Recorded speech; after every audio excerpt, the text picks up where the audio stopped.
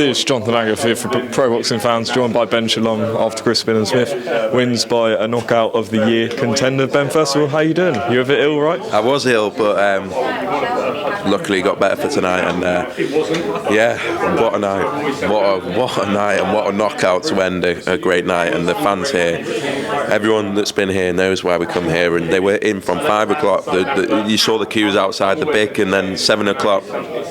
They're in the seats. They love the boxing. They watch the whole show. The atmosphere is incredible, and great night of boxing. The big question is, can you set up that world title shot for Chris at the Vitality Stadium next summer? Look, I know we can.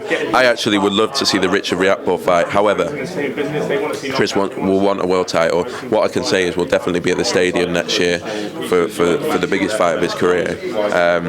There probably is more money in the Richard Riakporhe fight for him because of the size of the fight. I think it's absolutely enormous now.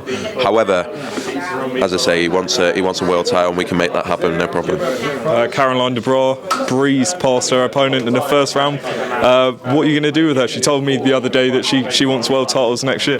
She was telling me she wants Michaela Mayer next. It's great to be around Caroline. She loves the sport so much. She's so enthusiastic. She comes to me. She goes, "I'm the real deal, Ben. I'm your #1 fighter," and you can't argue with her. She is, she's giving Adam Mazim a run for his money. She really is going to be a superstar of the sport, and she's boxed 5 times this year. And I remember from the nervous girl in Cardiff, in front of an atmosphere like that, to what we're seeing now, where she cannot wait to get in the ring. She's almost all week just smiling, and she's born to do this. And when you're around athletes that are born to do what they do, there's no better feeling. I really believe we're witnessing an all-time great. I'm not underestimating that. It's her first year, 5 fights, and next year she'll step up.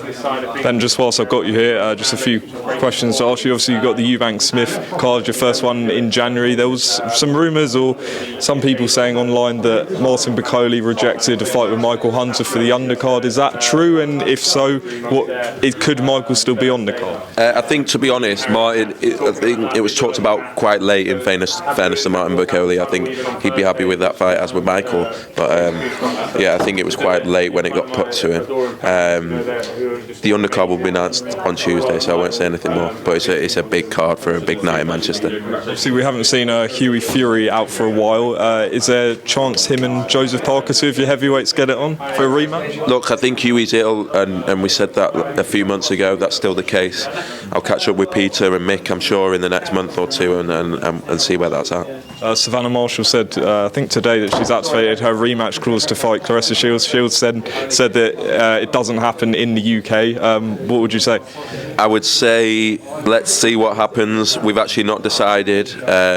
Savannah, for all she's done in her career, and what she achieved that night with a sold-out O2 and record viewing figures, she was absolutely devastated with a performance, which I thought was a good performance, and with what she could do. So we all believe Claressa Shields is the greatest, do not get me wrong, and she's a special fighter. But Savannah Marshall, there's things people don't know, and I think she's desperate for that rematch. For me, we take it at the right time, and we take a couple of fights, because in terms of the rounds boxed, Claressa's boxed a lot more rounds than Savannah Marshall. Because Savannah blows people away, she's not actually got that many rounds under her belt. I'd like to see her get more, and then I'm sure we'll see that rematch again, because it's still the biggest fight in women's boxing. Last question, Ben. I spoke to Eddie Hearn last week, and I was asking him about Adrian Fury, and he believes that Anthony Joshua's resume is much better than Fury's, because he says that even though Fury's beaten Wilder 3 times, Joshua's got more names. Who do you think has a better resume? Look, I think both of them are such unbelievable things to the sport. Obviously, what Tyson Fury has now achieved is special. I think Wilder was the most feared guy in the division. So for him to do that 3 times, Klitschko,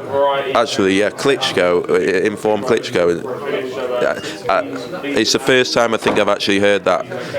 I'd have to say Tyson Fury's got the better resume. I'm just thinking about it, but I respect Anthony Joshua. What he's done for British boxing is incredible.